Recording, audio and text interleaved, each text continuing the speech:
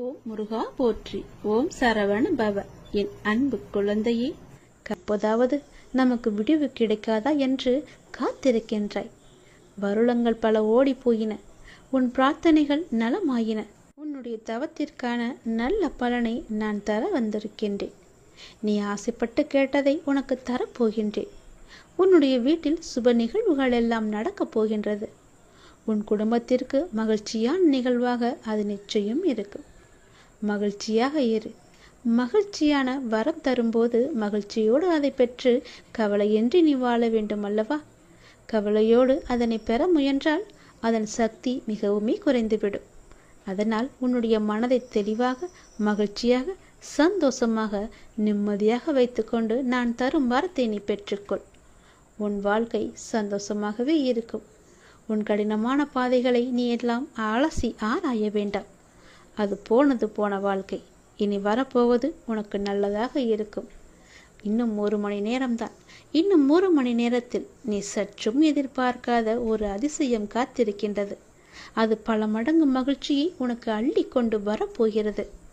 நிச்சயம் உன் வாழ்க்கை மேன்மை பெறுவதற்கு அது உனக்கு உதவியாக இருக்கும். யார் பேசினாலும், யார் உன்னை துன்புறுத்தினாலும், யார் உன்னை விட்டு விலகினாலும் எதை கண்டும் நீ அஞ்சக்கூடாது. ஏனென்றால் உன்னோடு நான் இருக்கின்றேன். உனக்கு பக்க பலமாக, உற்ற துணையாக, நல்ல தோழனாக நான் இருக்கின்றேன். நான் தருவதை நீ பெறுவதற்கு ஒரு கட்டளை இருக்கிறது. என்னவென்றால், அதை நான் கொடுக்கும்போது நீ கவலையோடு அதனை வாங்கக்கூடாது. மனதில் முழு சக்தியோடு, முழு நம்பிக்கையோடு, மகிழ்ச்சியாக அதை நீ வாங்கினால் அது உனக்கு பல மடங்கு நன்மைகளை கொண்டு தரும். நான் இருக்கின்றேன். எதற்கும் பயப்படாதே, கலங்காதே, அஞ்சாதே. நான் இருக்கின்றேனே. எல்லாவற்றையும் என்னுடைய பொறுப்பாக நான் எடுத்துக்கொண்டு விட்டேன். இனி நல்லது நடக்கும். நீ நினைத்தது அப்படியே நடக்கும். நீ விரும்பியது அப்படியே உனக்கு கிடைக்கும். நீ ஆசைப்பட்டது போலவே எல்லாம் மாறும். நீ விரும்பிய வாழ்க்கையே உனக்கு கிடைக்கும். உன்னுடைய தற்போதைய நிலை மாறி மிக மிக அழகான ஒளிமயமான வாழ்க்கை உன்னை தேடி வரும். எதற்கும் கலக்கமடையாதே. உனக்கு நல்லது நடந்தே தீரும். கற்கண்டு போல இனிக்கும் உன்னுடைய வாழ்க்கை. தித்திப்பாகவே மாறும் உன் வாழ்க்கை. சந்தோஷமாகவே எப்பொழுதும் இருக்கும் உன் வாழ்க்கை. நீ நன்றாகவே இருப்பாய். கவலையே படாதே. இனி நினைத்தது மட்டும்தான் நடக்கும். ஒருவர் நம் மீது கொண்ட பொறாமையால் மனதை காயப்படுத்தி சில சொற்களை கூறினாலும், நாம் தவறே செய்யாமல் நம் மீது பழிச்சொல் கூறினாலும் அவர்களை நீ கோபிக்க வேண்டாம். புரிகிறதா? அவர்கள் மீது துவேஷமும் வேண்டாம். நாம் பதிலுக்கு அவர்களை காயப்படுத்தவும் வேண்டாம். நம்மை காயப்படுத்துவதால் அவர்கள் தாமாகவே விரும்பி நம்முடைய கர்மாவை தங்கள் கைகளில் ஏந்தி கொண்டு செல்கிறார்கள். குரோதமும், துவேஷமும், பொறாமையும், பழிவாங்கும் உணர்வும் நம்மில் எழுந்தால் அடுத்தடுத்த ஜென்மங்களில் அதற்குண்டான பலனை நாம் தான் அனுபவிக்க வேண்டும். அதனால் தான் சொல்கின்றேன், நம்மை பற்றி யார் என்ன சொன்னாலும் தண்ணீரை போல இருக்க நாம் கற்றுக்கொள்ள வேண்டும். தண்ணீர் தம்மிடம் கலக்கும் எந்த வர்ணத்தையும் ஏற்றுக்கொண்டு அந்த வர்ணமாகவே தோற்றமளிக்கும் தன்மையுடையது. இறைத்தன்மையும் இதுவே ஆகும். அதனால் நம்மை பற்றி யார் என்ன சொன்னாலும் தண்ணீரை போல இருக்க நீ கற்றுக்கொள். யார் நம்மீது பொறாமை கொண்டு தேவையற்ற வார்த்தைகளை வீசினாலும் அந்த வார்த்தைகளை காது கொடுத்து கேட்காதே. திரும்ப அவர்கள் மீது பழி போடாதே. எந்த ஒரு எதிர்மறையும் அவர்களிடம் இருந்து வந்தால் அவர்களை நீ தூர தள்ளி வைத்தால் மட்டும் போதும். தூரமாக தள்ளி வைத்துவிட்டு அவர்களிடமிருந்து நீ விலகி இருப்பதுதான் உனக்கும் நல்லது, உன் எதிர்கால வாழ்க்கைக்கும் நல்லது. இது எல்லாம் நடந்தால் மட்டுமே எல்லாம் மாறும். நீ நினைத்ததும் நடக்கும். உன் தற்போதைய நிலைமை எல்லாம் மாறி மிக அழகான ஒளிமயமான வாழ்க்கை உன்னை தேடி வரும். கலங்காமில்லாமல், குழப்பமில்லாமல் தெளிவாக இரு. உனக்கு நல்லது நடக்கும். கற்கண்டு போலவே உன் வாழ்க்கை சந்தோஷமாக, இனிப்பாக, தித்திப்பாகவே இருக்கும். நீ நன்றாக வாழப்போகின்றாய்.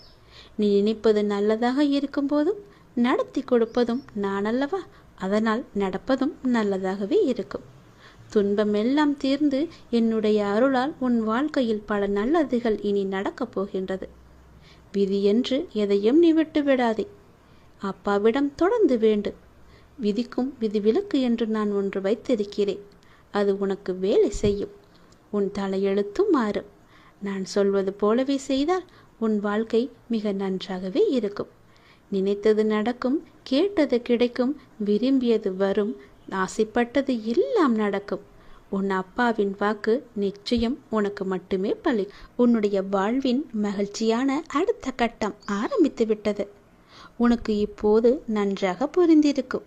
இதுவரை கடினமாக இருந்த உன்னுடைய வாழ்க்கையின் முதல் பாகம் இப்போது மகிழ்ச்சியான இரண்டாம் பாகமாக மாறுவதற்கான அறிகுறிகள் எல்லாம் இனி நடந்து கொண்டிருப்பதையும் இனி நடக்கப் போவதையும் நீ உணர்ந்திருப்பாய்தானே? அப்படி உணரவில்லை என்றால் நீ அதை வரும் நாட்களில் நிச்சயம் உணர்வாய். உன்னுடைய வாழ்வின் அடுத்த கட்டம் மிக மகிழ்வாகவே இருக்கும். உனக்கு பிடித்த மாதிரியே இருக்கும். உன் வாழ்க்கை முடிந்து போகவில்லை. இனிமேல் தான் ஆரம்பிக்கப் போகிறது. சந்தோஷமாக மாறப்போகிறது. ராஜ வாழ்க்கை உனக்கு ஆரம்பித்து விட்டது. நீ மகிழ்ச்சி கொள்ளப் போகிறாய். இனி துயரம் என்பதே உனக்கு இருக்காது. நீ எப்போதும் எதையும் யாருக்காகவும் விட்டு கொடுக்க கூடாது. எப்போதும் எதையோ நீ பறி கொடுத்தவர் போலவும் உன்னுடைய முகத்தை நீ வைத்திருக்கவும் கூடாது. மலர்ந்த முகத்தோடு நீ இருக்க வேண்டும். மகிழ்ச்சியான நிகழ்வுகள் எல்லாம் இனி நடக்கப் போகின்றன அல்லவா? உன்னுடைய இல்லத்தில் மகிழ்ச்சி அதிகரிக்கப் போகிறது அல்லவா? நீ கொஞ்சம் பொறுமையாக கவனத்துடன் நடந்து கொண்டால் போதும். மகிழ்வான பல நிகழ்வுகள் எல்லாம் நடக்க இருக்கின்றன. மலர்ந்த முகத்தோடு நீ ஏற்றும் தீபம் உன்னுடைய வாழ்வில் அடுத்தடுத்து மகிழ்ச்சியை கொண்டு வரப்போகின்றது. நீ ஏற்றும் தீபத்தின் மூலம் உன்னுடைய வாழ்க்கையில் உள்ள இருளெல்லாமே அகலப் போகிறது. நீ என்னிடம் வந்தாய். உன் மனக்குறையை எல்லாம் என்னிடம் சொன்னாய். உன்னால் சொல்ல முடியாத அளவுக்கு கூட நீ தவித்து நின்றாய். உன் மனச்சுமையை உன்னால் இறக்கி வைக்க முடியாத அளவுக்கு உன்னுடைய மனம் பாரமாக இருக்கின்றது. ஆனால் நீ என்னுடைய கோவிலின் படியில் காலெடுத்து வைத்த அடுத்த நிமிடமே நானே உன்னை கவனித்தேன். உன்னுடைய மனப்போக்கை கவனித்தேன். நீ விரும்பிய ஒரு மாற்றத்தை நீ கேட்காமலேயே நான் உனக்கு தரப்போகின்றேன். அதை கண்டு நீ மகிழ்வாக விரைவாக சந்தோஷத்தில் நனையப் போகின்றாய். எப்போது என்று கேட்காதே. நிச்சயம் நடக்கும். உனக்கு வெற்றி கிடைக்கும் நேரம் வந்துவிட்டது. வருந்தாதே, கவலைப்படாதே. உன் வாழ்வில் நான் இருக்கின்றேன் என்பதை நீ சுத்தமாக மறந்து விட்டாய் என்றால் உன் வாழ்வில் நல்லது நடக்காமல் கூட போகலாம். உன்னுடைய வாழ்வில் கடவுள் இருக்கிறார். தெய்வம் எனக்கு துணை இருக்கின்றார். நான் வணங்கும் அப்பா என் கூடவே இருக்கின்றார். என்னை சுற்றி பாதுகாத்து கொண்டே இருக்கின்றான் என்ற நம்பிக்கை உனக்குள் இருந்தால் உன் வாழ்க்கையின் அடுத்த கட்டம் மிக மகிழ்ச்சியாக இருக்கும். நான் சொல்வது சத்தியமாக பழிக்கும். உன் அப்பாவின் வாழ்க்கை நிச்சயம் பழிக்கும். ராஜ வாழ்க்கை உனக்கு ஆரம்பிக்கப் போகிறது. துயரமே இனி உனக்கு கிடையாது. உன் வாழ்க்கை முடியவில்லை, இனிதான் ஆரம்பம். அடுத்த கட்டம் மிக சந்தோஷமாக இருக்கும். நல்லது நடந்து கொண்டே இருக்கும். உனக்கு கூடிய சீக்கிரமாகவே நிலையான வருமானத்திற்கு நான் ஒரு வாய்ப்பை தரப்போகின்றேன். அது அதிர்ஷ்ட வாய்ப்பு உன் வீட்டின் கதவை தட்டப் போகின்றது. அதை பயன்படுத்தி உன்னுடைய வாழ்க்கையில் நீ எப்படியெல்லாம் முன்னேற வேண்டும் என்று ஆசைப்படுகிறாயோ தயங்காமல் நீ முன்னேறி கொண்டே போ. இனி உன் வாழ்க்கையில் ஏற்றம் மட்டுமே இருக்கப் போகின்றது. என் ஆசீர்வாதம் உனக்கு என்றுமே இருக்கு. கவலையே படாதே. கடவுள் எப்பொழுதுமே உடைந்த பொருட்களை மிகவுமே அழகாக பயன்படுத்தி விடுவார். உடைந்த மேகங்கள் தான் மழை பொழியும். உடைந்த நிலம்தான் உழும் வயலாகும். உடைந்த நெல்தான் விதையாகும். உடைந்த விதைகள்தான் புதிய செடிகளுக்கு வாழ்க்கை கொடுக்கும். அதனால் எப்போதாவது நீங்கள் உடைந்து நொறுங்கினால் நம்புங்கள், கடவுள் உங்களை பெரிய விஷயத்திற்கு தயார்படுத்துகிறார் என்று. உனக்குள் இருக்கும் மனக்குழப்பம் நான் உணர்ந்து கொண்டேன்.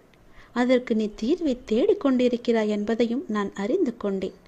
அந்த தீர்வை நான் தருகின்றேன். என்னை சரணடைந்த உன்னை கவலைப்பட செய்து விஷயங்களிலெல்லாம் மீட்டெழுப்பேன். கவலைப்படாதே, தைரியமாக இரு, நம்பிக்கை இழக்காதே. உனக்கு துணையாக நான் எப்போதும் வந்து கொண்டே இருப்பேன். நீ யார் என்பதை மீண்டும் அனைவருக்கும் புரிய வைப்பேன். சின்ன சின்ன குழப்பங்கள் வரும், ஆனாலும் உன்னை நான் மீட்டு நீ செல்ல வேண்டிய சரியான வழியில் உன்னை செல்ல நான் உனக்கு துணை இருப்பேன், அனுமதியும் தருவேன். என் நாமத்தை உச்சரித்து கொண்டே இரு, எல்லாமே தானாகவே சரியாகும். உனக்கு கூடிய சீக்கிரம் நிலையான வருமானம் வேண்டுமென்று நீ ஒரு முயற்சி செய்து கொண்டிருக்கின்றாய். அந்த முயற்சி வெற்றி பெறுமா அல்ல இப்படியே போய்விடுமா என்று எண்ணத்திலேயே இருக்கின்றாய் அல்லவா? நிச்சயம் அது வெற்றி பெறும். அது உனக்கு பல மடங்கு லாபத்தையும் கொடுக்கும். உன் கர்ம வினைப்படி உனக்கு விதிக்கப்பட்ட வாழ்வில் சில உறவுகளை கையாள்வது கடினமாகத்தான் இருக்கும். அவர்கள் அவ்வப்போது சுயநலமாக நடந்து கொள்வதை பார்த்து நீ கவலைப்பட்டு கொண்டிருக்கின்றாய். நீ எங்கும் போக வேண்டாம், எதுவும் உன்னுடையது இல்லை. உன் வினைக்கேற்ப எல்லாம் உன்னிடம் வந்து இருக்கும். மாயைகள் புரிந்து கொள். தியானத்தை பழகு. நீ இறை சிந்தனையை வளர்த்துக்கொள். தியானம் உனக்கு நிச்சயம் உனக்கு உதவும். துன்பத்திலிருந்து உன்னை காத்து இறுதி வரை உன் வாழ்வை நீ கடக்க உதவும். என்னிடம் நீ கூறிவிட்டாய் அல்லவா?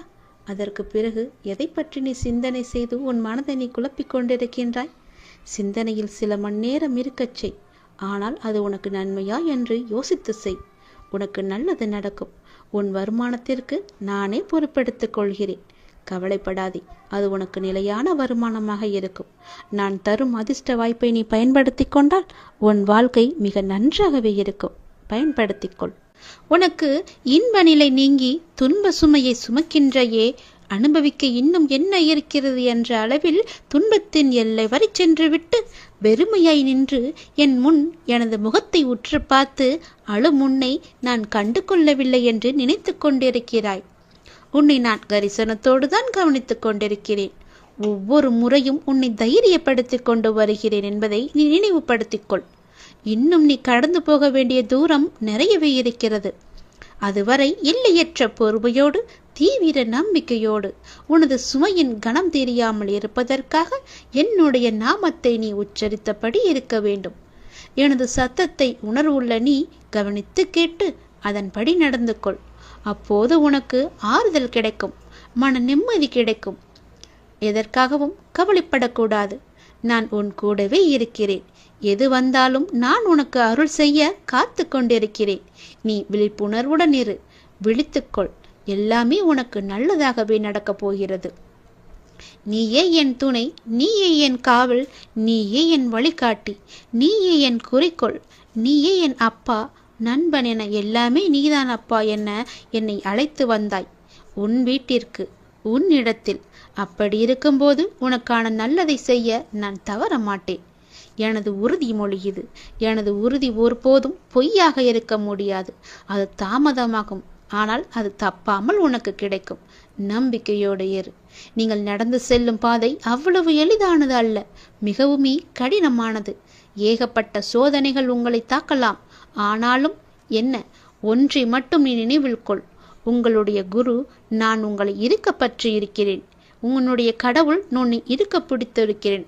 நீங்கள் செல்லும் பாதையில் இடர்பாடுகளை எல்லாம் கலந்து உங்களை உங்களின் இலக்கை வெற்றிகரமாக கடக்க நான் துணை புரிவேன். நீங்கள் முழுமையாக நம்பும் நான் உனக்கு எல்லாவற்றையுமே செய்ய காத்து கொண்டிருக்கிறேன். இனி உன்னுடைய வீட்டில் நீ கேட்டபடியே எல்லாமே நடக்கப் போகிறது. உன் வீட்டில் மங்களகரமான நிகழ்வுகள் எல்லாம் நடைபெறப் போகிறது. நீ அதற்கான முயற்சியை செய். உன்னுடன் இந்த இறைவன் கடவுள் நான் இருந்து உனக்கு நடக்க வேண்டிய எல்லாவற்றையுமே உனக்கு செய்கிறேன். உன் குடும்பத்துடன் நீ ஆனந்தமாக இருப்பதை பார்ப்பதற்காகவே நான் தவித்து கொண்டிருக்கிறேன். மீள முடியாத துன்பத்தில், துயரத்தில், பிரச்சனையில் தவிக்கும் போது உன்னை பக்குவமாக அழைத்து அதிலிருந்து உன்னை விடுவித்தது யார் என்று நினைத்து கொண்டிருக்கிறாய்? நீ முழுமையாக நம்பும் கடவுள் நான் தானே, இறைவன் தானே. அப்படி இருக்கும்போது என் மீது உனக்கு நம்பிக்கை இல்லாமல் எப்படி போகும்? நிச்சயம் உன்னுடைய நம்பிக்கையை நான் வீணடிக்க மாட்டேன். எல்லா ஆபத்திலிருந்து நான் உன்னை காப்பாற்றியிருக்கிறேன், இனியும் காப்பாற்றுவேன். இனி எல்லாமே உனக்கு நல்லதாக மட்டுமே நடக்கும்படி நான் செய்கிறேன். நீ இப்பொழுதே விழித்துக்கொள், விழிப்புணர்வுடைய உனக்கான மகிழ்ச்சி நிலைத்து இருக்க போகிறது. உன்னுடைய மகிழ்ச்சியை தக்க வைத்துக் கொள்ள இப்போதே சுதாரித்துக்கொள். உரசாமல் வைரத்தை பட்ட திட்ட முடியாது, நெருப்பிலிடாமல் தங்கத்தை தூய்மைப்படுத்த முடியாது. அதுபோலத்தான் நல்லவர்கள் சோதனைக்கு உள்ளாவார்கள், ஆனால் வீழ்ந்து விட மாட்டார்கள். சோதனை என்பது அவர்களை துன்புறுத்தும் விதமாக இருக்காது, மேலோட்டமாகவே அழைத்துச் செல்லத்தான் உனக்கு துணையாக உன் பக்கத்தில் நான் இருக்கிறேனே, உன்னுடைய அப்பாவாக. முன்னேற்றமே இல்லாமல் இருக்கிறதே என்ற மனோபாவத்தை நீ விட்டொளி. மெதுவாக முன்னேறுவது எவ்வளவோ மேல் என்ற நிலையில் பயணத்தை தொடரு. ஆளை கொள்ளும் கவலைகளை புறம் தள்ளி ஆளுமையை தரும் தன்னம்பிக்கையை ஆடையாக அணி. எளிதானதை நோக்கி செல்லாதே, சரியானதை நோக்கி செல். வாழ்க்கை ஒரு அற்புத பரிசு.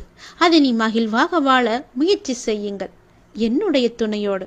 உங்களை தவிர வேறு எதிலும் நம்பிக்கை கொள்ளும் என் மனதை மாற்றுங்கள் என்று என்னிடம் நீ சொன்னி அழுதாய் அல்லவா? உனக்கும் எனக்கும் முன் ஜென்ம தொடர்பு இருக்கிறது. நம் பந்தத்தின் ஆழம் இது. ஜென்ம ஜென்மமாய் தொடரும் பந்தம். உனக்காக நான் இருக்கிறேன். எல்லாமே மாற்றியமைக்கப் போகிறேன். நலமோடு நல்வாழ்வு உனக்கு காத்து கொண்டிருக்கிறது. சுபமாய் என் ஆசீர்வாதங்களுடன் நீ நிம்மதியாக, நிறைவாக, மகிழ்ச்சியான வாழ்க்கையை நீ வாழ வைக்கப் போகிறேன். உன்னை நீ சந்தோஷமாக இருக்கப் போகிறாய். அதற்கு நானே பொறுப்பு. வாழ்க்கையை எல்லாவற்றிற்கும் ஒரு மாற்று கருத்து வைத்திருக்கிறது. மாற்றம் ஒன்றை வைத்திருக்கிறது. அது நமக்கு பிடித்திருக்கிறதா இல்லையா என்பதை பற்றியெல்லாம் அதற்கு கவலை இல்லை. சூழ்நிலைக்கு ஏற்ப நீ உன் மனதை திடப்படுத்த வேண்டும்.